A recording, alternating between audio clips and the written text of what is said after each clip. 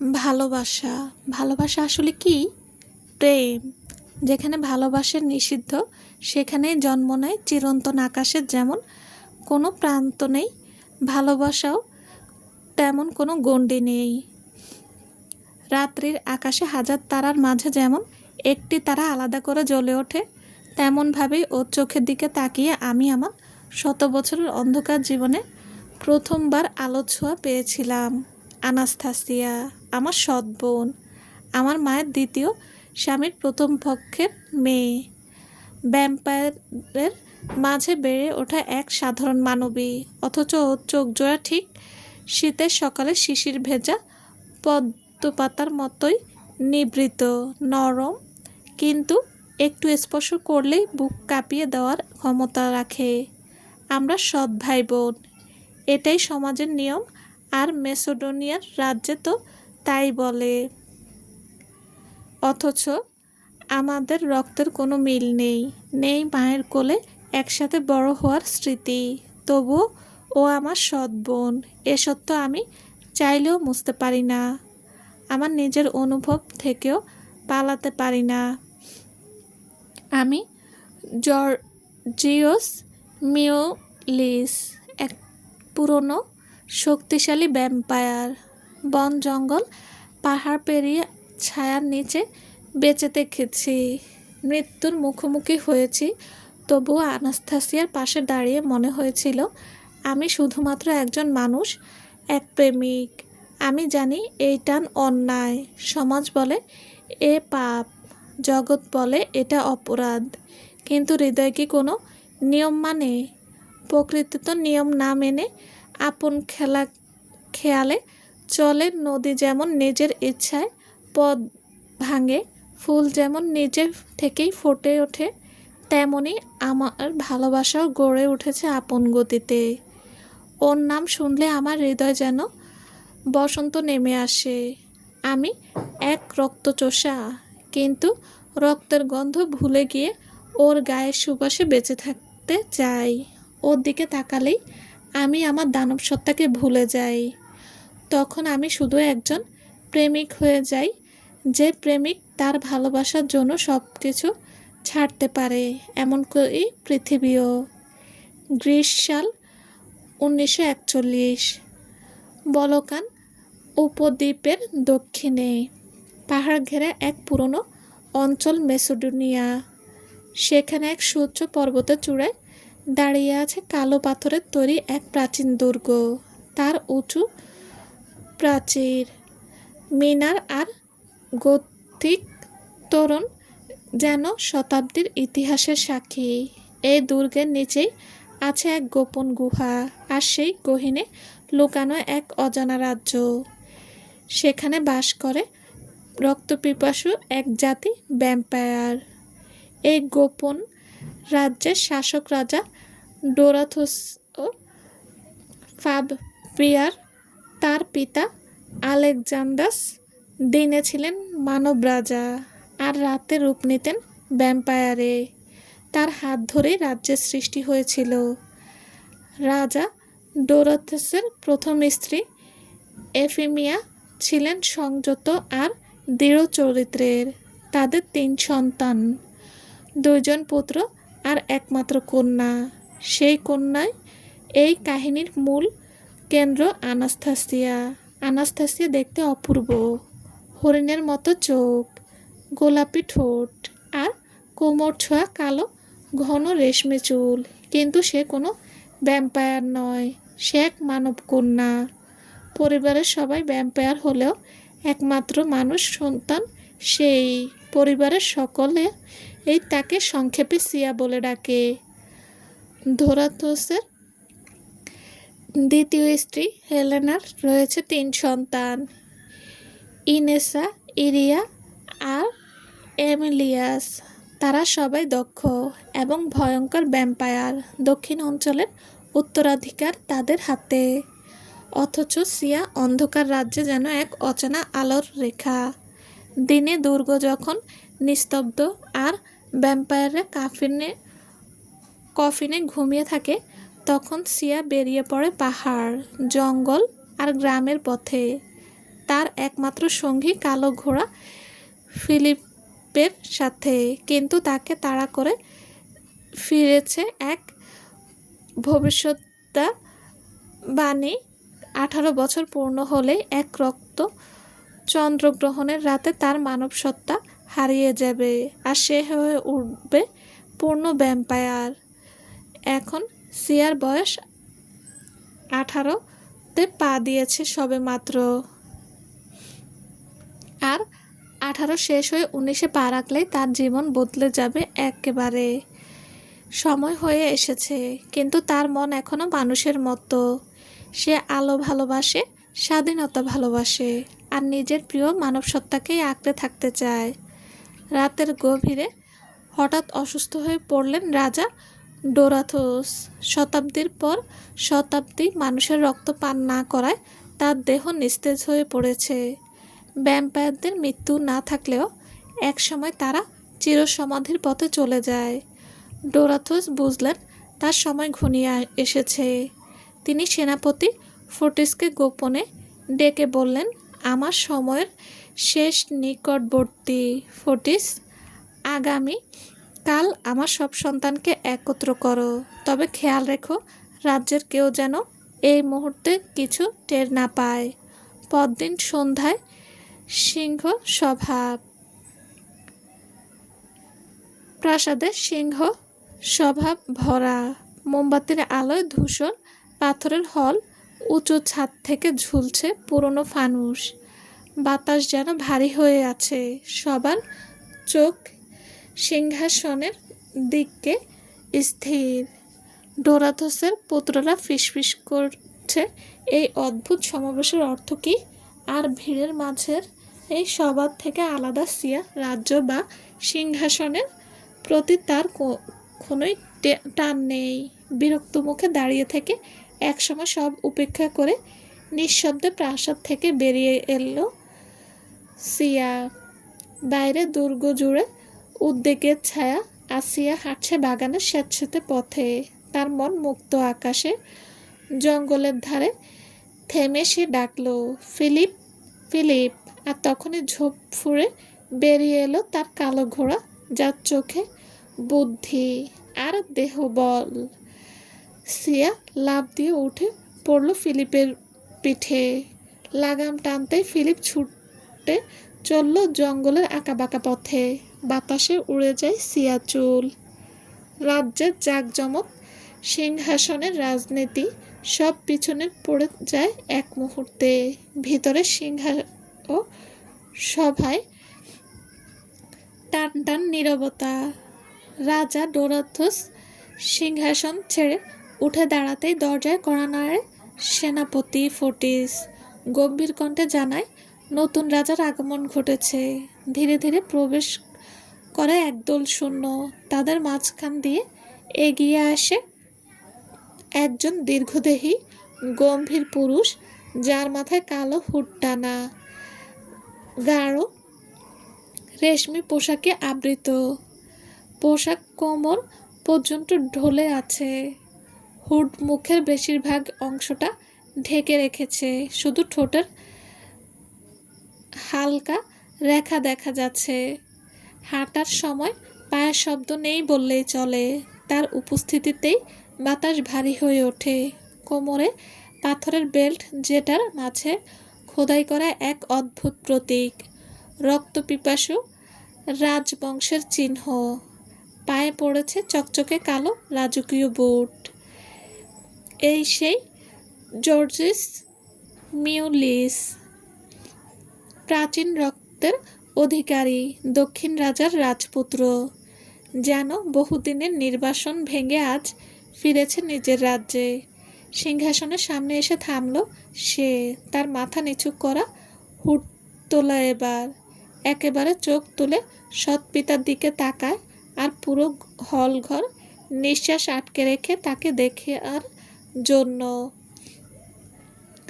সে ধীরে ধীরে মাথা তোলে। সবার দৃষ্টি গিয়ে আটকে থাকে তার চোখের ওপর। নীল সবুজের মিশ্রণে তার চোখ জোড়া অ্যাকোয়া রঙের, যা একেবারে স্থির জলধারার মতো শান্ত।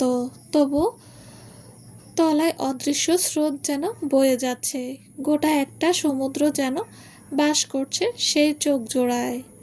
চোখের চারপাশে হালকা ছায়া, রাত জেগে থাকা কোনো পুরনো রাজপুত্রের মতোই। দৃষ্টিতে অভিজ্ঞতা আর তীক্ষ্ণতা রয়েছে। নিখুঁত বাঁকের ভ্রু, দৃঢ় চোয়াল, সামান্য উঁচু হাড়, গালের হাড় পাথরের মূর্তির মতো নিখুঁত সুন্দর। ত্বক ফ্যাকাশে তবুও দীপ্তমান, আর চুল কালোর মধ্যে নীলের আভা ছড়ানো। ঘাড় পর্যন্ত চুয়েছে তার কিছু অংশ, চুল প্রায় চোখ ঢেকে ফেলেছে। হুডের আড়াল ভেঙে হালকা বাতাসে গাল ছুঁয়ে যায় তার। উচ্চতা প্রায় 6 ফুট 3 ইঞ্চি, প্রশস্ত কাঁধ আর শাসক সুলভ শৃঙ্খলা। তাকে দেখার পর কেউ কেউ ফিসফিস করে বলতে লাগলো, এ কি মানুষ নাকি কোনো স্বর্গের দেবতা। ডোরাথস গর্জে উঠলেন। ডোরাথস গম্ভীর কণ্ঠে সভাকক্ষ কাঁপিয়ে উঠালেন, শোনো সবাই, আজ থেকে মেসোডোনিয়ার নতুন রাজা আমার পুত্র জোরসিন মিউলিস। তার পিতা এসিস মিউলিস ছিলেন আমার প্রাণের বন্ধু, আমার ভাইয়ের চেয়েও আপন। আজ আমি সেই বন্ধুর উত্তরাধিকারকে আমার আপন রক্তের মতোই গ্রহণ করেছি।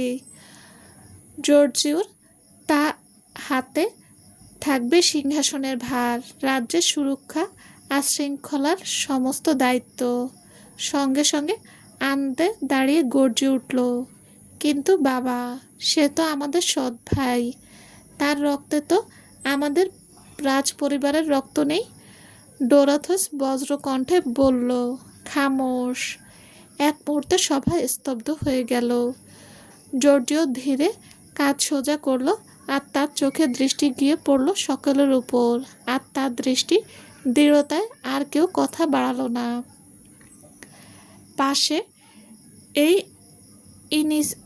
ইনেসে, ইরিয়া আর এমিলি চোখাচোখি করলো, আর ইনেসের চোখে ভয়। ইরিয়া ঠোঁট কামড়ে ধরলো, আর এমিলি মেঝের দিকে তাকিয়ে থাকলো। তাদের মনে যেন লুকানো অশনি বার্তা ঘুরছে।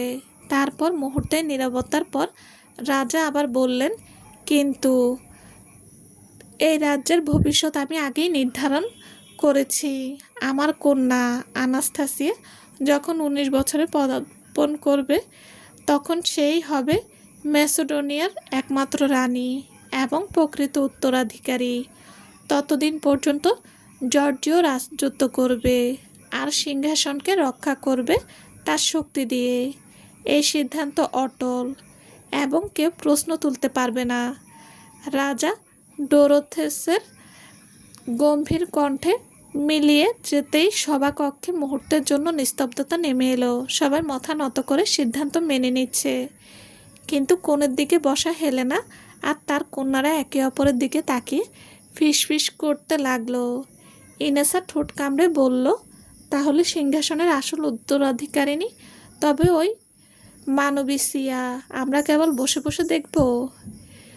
এরিয়া ফিসফিসে উত্তর দিল, এখন তো নতুন রাজা আমাদের ভাই, আর ওনার হাতেই থাকবে সব ক্ষমতা। এমিলি তীক্ষ্ণ দৃষ্টিতে রাজা ডোরাথসের দিকে তাকিয়ে কণ্ঠ নামিয়ে বলল, সিয়াকে আগে সরাতে হবে। যতক্ষণ সিয়া বেঁচে আছে ততক্ষণ আমাদের ভবিষ্যৎ অন্ধকার। হেলেনা ঠোঁটে বিষাক্ত হাসি মেখে ধীরে ধীরে বলল, তাড়াহুড়ো করিস না, রাজ্যের রাজনীতি তলোয়ার নয়, সময়ের মতোই কাজ করে। রাজা যাকে উত্তরাধিকারী বানালেন তাকেই সবাই মানতে বাধ্য, কিন্তু মনে রাখিস, তোর ভাইও জর্জিও এখন সিংহাসনের উত্তরাধিকারী। তাই সঠিক সময়ে আমরা যা করার করব। এদিকে দুর্গের পেছনের কালো জঙ্গলে সিয়া একা ঘোড়ার পিঠে থেকে নেমে বসে আছে। চারপাশে অন্ধকার, গাছের ফাঁক দিয়ে জোনাকির আলো ঝিকলিক দিচ্ছে। দূরে পেঁচার ডাক ভেসে আসছে। সে ঘোড়া থেকে নেমে পাশের গাছের কাণ্ডে হাত রাখলো, চোখ তুলে আকাশের দিকে তাকালো।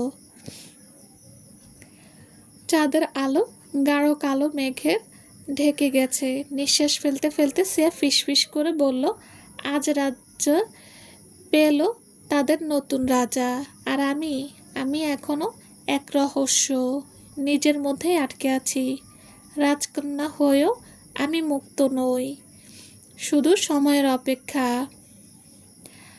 আর তার চোখে এক অদ্ভুত দীপ্তি জ্বলে উঠল, যেন চাঁদের আলোয় ভেদ করে আলো আসায় অপেক্ষা করছে। সে জানে তার জন্ম, তার রক্ত, তার ভবিষ্যৎ জড়িয়ে আছে এক ভয়ঙ্কর ভবিষ্যৎবাণী এর সাথে। তার রক্তের রয়েছে অদ্ভুত ক্ষমতা, যেটা জানে ডোরাথোস, জানে জোর্সিও, এমনকি সেই প্রাচীন যোদ্ধারাও, যারা আজ আর বেঁচে নেই। প্রশ্ন রয়ে যায়, জোর্সিও কি সত্যিই সিংহাসনের যোগ্য? সিয়া কি নিয়তির বাছাই করা মহারানী? আর ডোরাথোসের মনে যে ভয়, তার শেষ কোথায়? জর্ডিও সিংহাসনে বসে আছে। মহারাজ ধীরে ধীরে এগিয়ে আসেন, হাতে ধরা সোনালি মুকুট, রাজ্যের ঐতিহাসিক আর সম্মানের প্রতীক। পুরো সভা নিস্তব্ধ। মুকুটটি যখন জর্ডিওসের মাথায় বসে, এক ধরনের ভারী আবেগ ছড়িয়ে পড়ে সকলের মাঝে। জর্ডিও ধীরে সোজা হয়ে বসে, যেন এই সিংহাসন ঠিক তারই জন্য তৈরি করা হয়েছে। তার চারপাশে ছড়িয়ে পড়ে এক নীরব উত্তেজনা। সবাই তার দিকে তাকিয়ে থাকে। তার চেহারায় এক রাজকীয় সৌন্দর্য, অ্যাকোয়া রং চোখ, খয়েরি ঠোঁট, দেখেই মনে হচ্ছে যেন কোনো দেবতা সদ্য সিংহাসনে বসেছে। ডোরাথোসের পরিবারের আগে কখনো তাকে দেখেনি, কিন্তু তার সম্পর্কে অনেক শুনেছিল। জর্জিও বড় হয়েছে অ্যাথেন্সের পাহাড়ের চূড়ায়, তার বাবা অ্যাসিসের দুর্গে। অ্যাসিস মারা যাওয়ার আগে তার স্ত্রী হেলেনার সুরক্ষার ভার দেন রাজা ডোরাথোসকে। তখন জর্জিও ছিল সবেমাত্র 7 বছরের। রাজা ডোরাথোসের তখন হেলেনাকে বিয়ে করে নেন, কিন্তু জর্জিও থেকে যায় তার বাবার রাজ্যে। তবে রাজা ডোরাথোস এথেন্সে যাওয়া আশা করতেন রানী হেলেনার সাথে, আর সেই সময় থেকে জর্জিওর বুদ্ধিমত্তা ডোরাথোসের চোখে পড়ে। কারণ জর্জিও ছোটবেলা থেকে সব কিছুতেই পারদর্শী এবং দক্ষ ছিল। মুকুট পরার পর জর্জিও গভীর কণ্ঠে ঘোষণা করল, আমি আজ থেকে এই ম্যাসেডোনিয়া রাজ্যের সকল দায়িত্ব নিচ্ছি। এই ভূমির প্রতিটি প্রাণের সুরক্ষা আমার হাতে।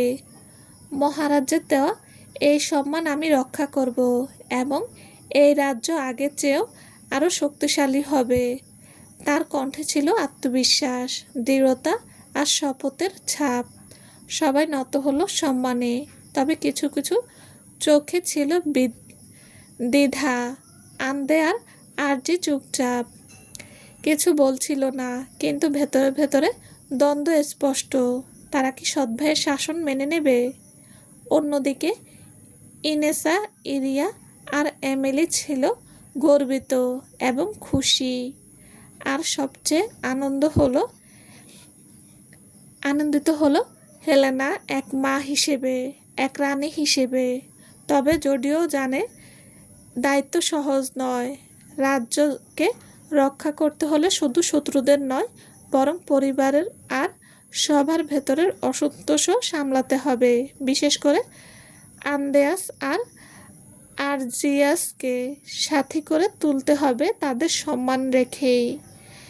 একদিকে রাজ্যের বাইরের শত্রু, আরেকদিকে পিতার ছায়া। তার সামনে এখন এক কঠিন পথ।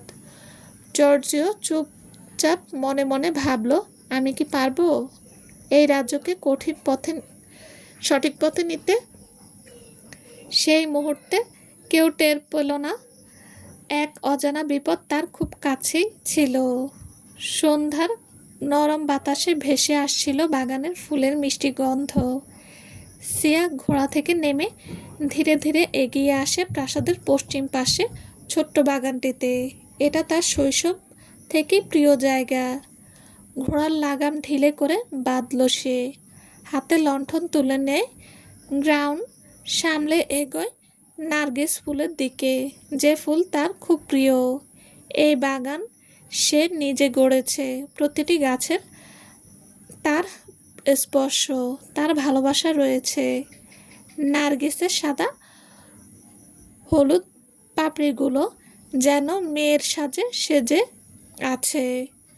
এই ফুলের সঙ্গে জড়িয়ে আছে নার্সিসাসের সেই প্রাচীন কাহিনী, সৌন্দর্যের অভিশাপে দগ্ধ এক আত্মা। এই ফুল যেন ঠিক সিয়ার মতোই। সে ফুলগুলো ছুঁয়ে দেখছিল। হঠাৎ পেছন থেকে একটি নরম কণ্ঠ ভেসে এলো, প্রিন্সেস। সিয়া ঘুরে দাঁড়ালো। মুখে বিরক্ত ছিল না, কিন্তু চোখে ক্লান্তি। ওহ, ডোনা। কতবার বলেছি আমাকে নাম ধরে ডাকো, তুমি তো আমার একমাত্র সখী। ডেনা এগিয়ে এসে হালকা হেসে বলল, কিন্তু প্রিন্সেস, আমি ভালোবাসি তোমাকে প্রিন্সেস বলে ডাকি। তোমাকে দেখলে দেবী এথেনার কথা মনে পড়ে। সিয়া হালকা হাসে। পিচ্চাসের ঘরে জন্ম যার, ভবিষ্যৎ যাত্রা যার এক পিচ্চাসী রূপে, তাকে তুমি দেবী বলো? ডেনা তার হাতে হাত রাখে। তবু আমার চোখে তুমি ঠিক তেমনই। বলো তো, রাজসভায় গেলে না কেন? নতুন রাজা এসেছেন, তোমার ভাই কিং জর্জিও। সিয়া একটানা চুপ থেকে নার্গিসের একটা ফুল কানের পাশে গুজে নেয় আর বলে, রাজনীতি আমার ভালো লাগে না ডেনা, আমি মাটির কাছে থাকতে পছন্দ করি। চলবে। আসসালামু আলাইকুম। গল্পটা কেমন লেগেছে প্লিজ প্লিজ জানাবেন, প্লিজ। আর গল্পটা ভালো লেগে থাকলে লাইক, কমেন্ট ও শেয়ার করে দেবেন। সাথে আমার চ্যানেলটাও সাবস্ক্রাইব করে দেবেন। সবাই ভালো থাকবেন। আল্লাহ হাফেজ।